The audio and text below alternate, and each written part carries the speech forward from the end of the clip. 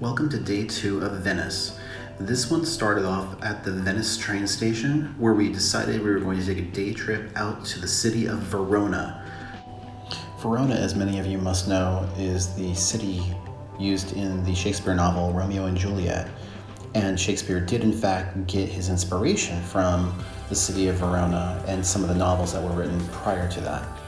The ancient architecture is just breathtaking, as are the views.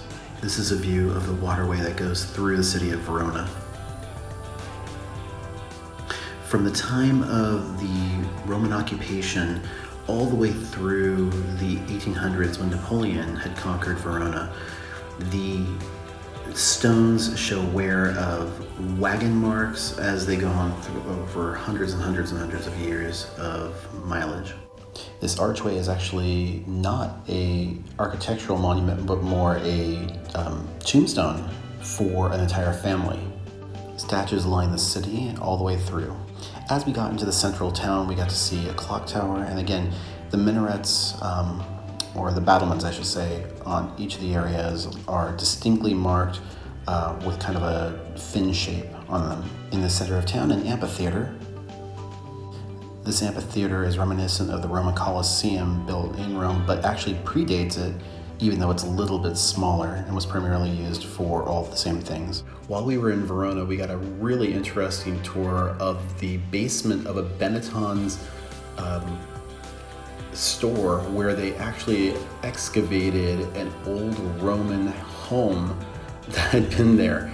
Benetton's had already been there, and it was really interesting because while they were trying to dig further down, they came upon this. They preserved the location inside the Benetton's, enclosing it in glass, and archaeologists still come down into the basement while people are happily shopping.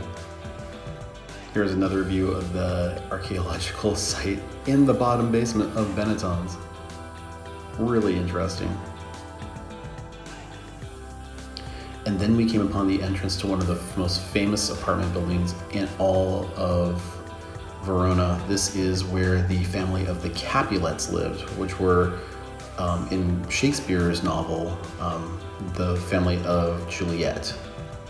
It's traditional for tourists to either graffiti the walls with love sayings or put poems or put stickies in reference to lost loves or future loves that they're looking to inspire. The crowd size obviously was very, very robust, and they've actually gotten a balcony up in the area where it's suggested that Juliet may have listened to Romeo, his serenader.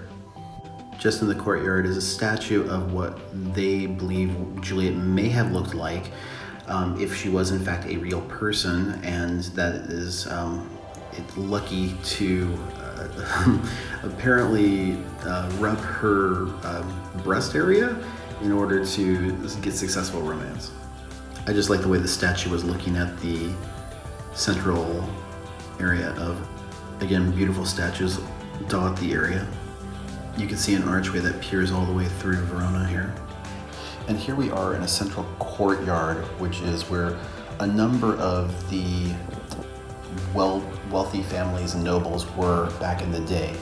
You'll notice also that some of the buildings have ledges or walkways that go above the ground between the buildings, and that's so they didn't have to touch the ground or mingle among the peasantry.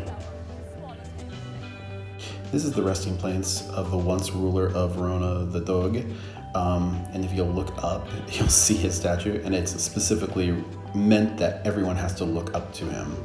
Coming back to Venice, I experienced one of the largest chocolate fountains I've ever seen. Again, in Venice, around every corner you see a piece of architecture that you didn't even know was there, a number of which are ancient and some of them are modern. For those of you who are fans of Assassin's Creed, you might recognize this area. Markers adorn the city that have been there for almost 1,000 years. Again, another monstrous chocolate fountain in the city area. We decided to go out to dinner near the Rialto Bridge, and so I started my dinner with a caprese salad, followed with a pesto spaghetti, and then for dessert, a panna cotta. And what better way to end your day in Venice than with a little night music just at St. Mark's Square. We've had a wonderful time here in Venice. I hope you've enjoyed the videos and the pictures of Venice as well. We really hope that you have a wonderful time with all of your travels as well. Until the next time, ciao.